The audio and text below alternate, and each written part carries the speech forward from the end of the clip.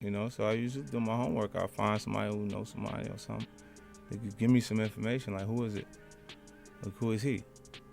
And, you know, Frenchie, they got me the tape. They got me the tape of his mother's house, where his mom's work at. You know what I'm saying? The other cribs, the studios, stuff like that. That's the Cali tape. Right. Okay. I had all of it. Of the ruler of Dubai. And apparently she used this controversial rule on social media. Child, leave it to 50 Cent to keep stomping on French Montana's name every chance he gets. That man always has a petty jab tucked away, ready to launch the second French pops up on the blogs. But this time, 50's trolling cracked open something way deeper than just their never-ending beef.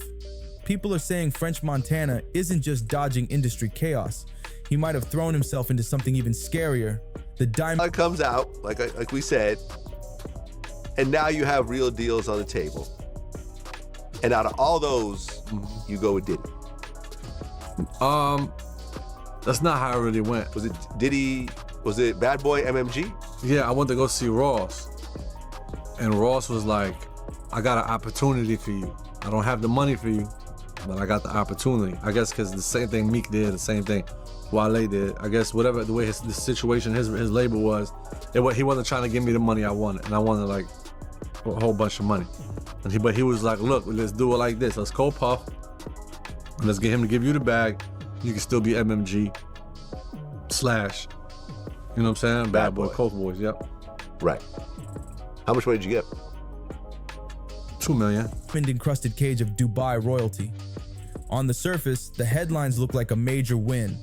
French Montana engaged to a Dubai princess worth $18 billion. To the casual fan, it screams glow up, from a Bronx hustler to international kingpin. But peel back the glitter, and suddenly the picture gets real messy. Word on the curb is French's so-called escape plan had way less to do with love and way more to do with survival. With Diddy drowning in federal investigations and whispers that the feds are still gathering evidence on anybody orbiting those wild bad boy parties, French allegedly needed a quick plan B, and Dubai looked like paradise. But let's be real, paradise got shadows too.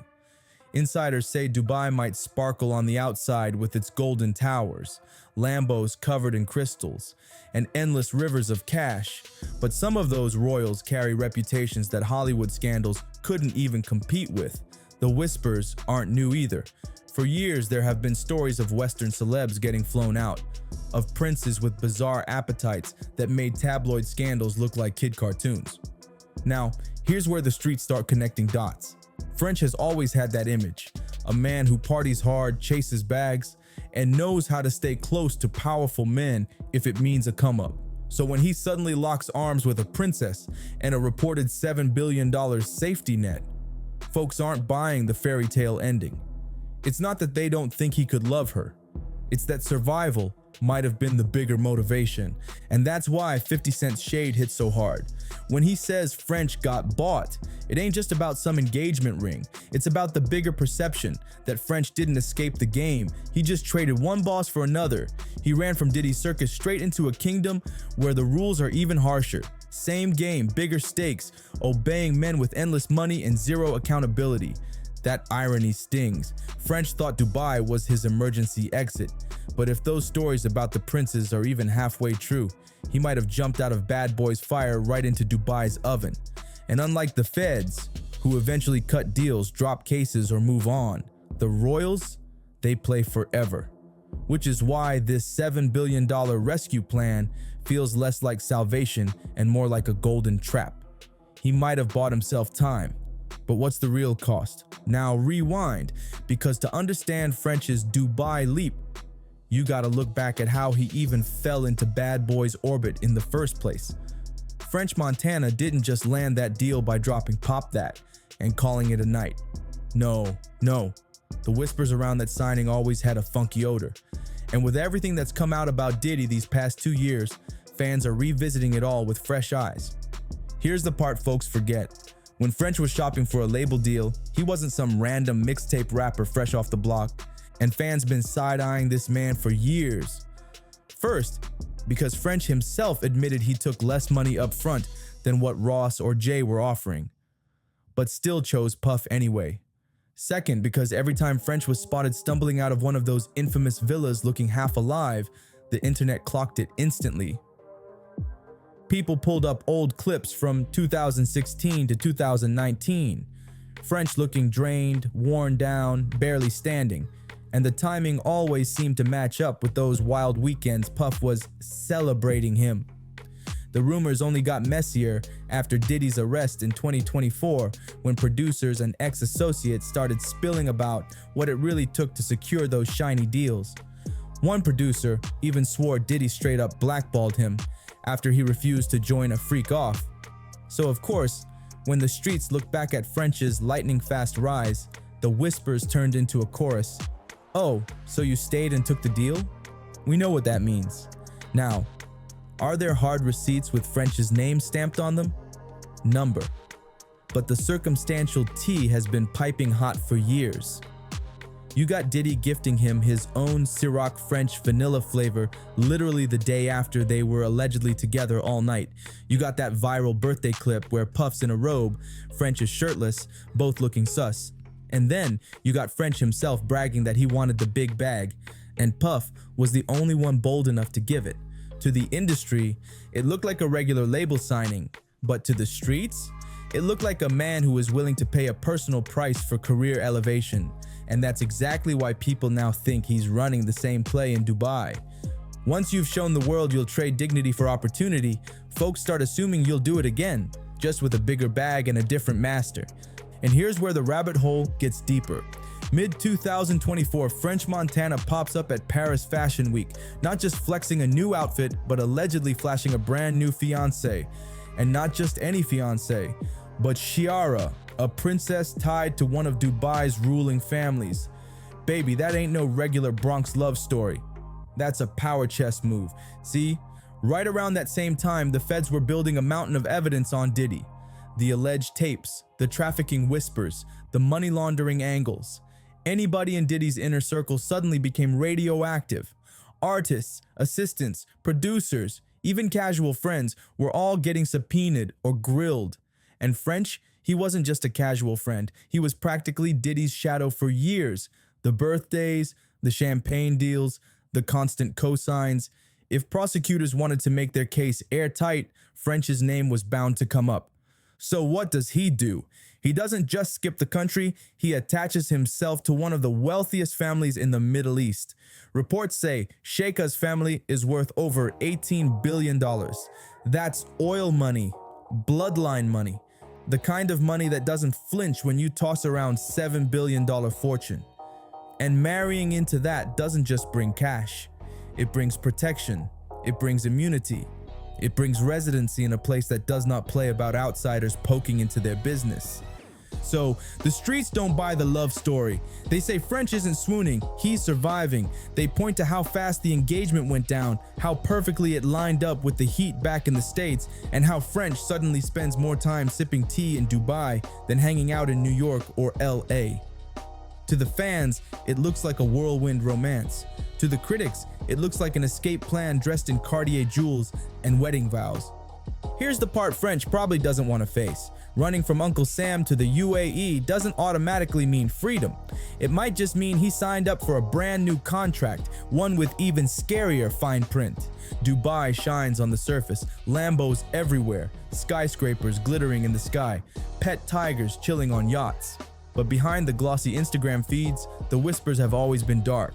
Influencers flying wide-eyed, chasing that tax-free glam, only to sneak back home leaking horror stories about palace parties where outsiders were treated like props. Men and women alike, allegedly, reduced to playthings. And when you step into that world broke compared to their billions, you don't make the rules. They do. Now picture French Montana against Sheikha Mara's family's $18 billion empire. To them, he's not wealthy, he's ornamental. He doesn't hold political clout, he doesn't hold royal blood. He's just the famous foreign rapper meant to bring shine, not power. And if they ever decide he's no longer useful, he's got no leverage to push back. That's why folks online are already saying this doesn't look like escaping Diddy, it looks like upgrading to new handlers.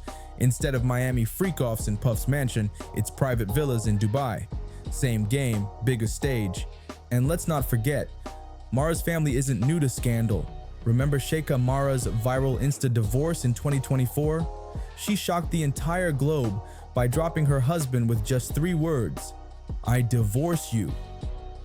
That bold move was admirable, sure, but it also showed how messy royal life can get when the cameras aren't around. Add in her relatives, Princess Latifah's failed escape attempt, Princess Shamsa's alleged abduction, all tied back allegedly to their father, the absolute ruler of Dubai. Yeah, that just so happens to be French's brand new father-in-law. Suddenly, that fairy tale sheen looks cracked and dangerous. When power that heavy moves against you, freedom isn't promised, which is why the internet clowning French's $7 billion escape plan makes sense.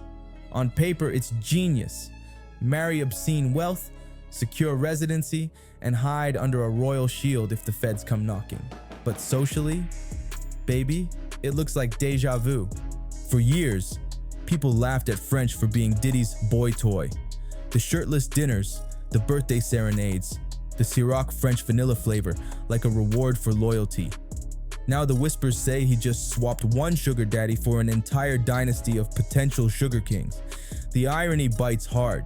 Hip-hop once sold us French as the gritty underdog.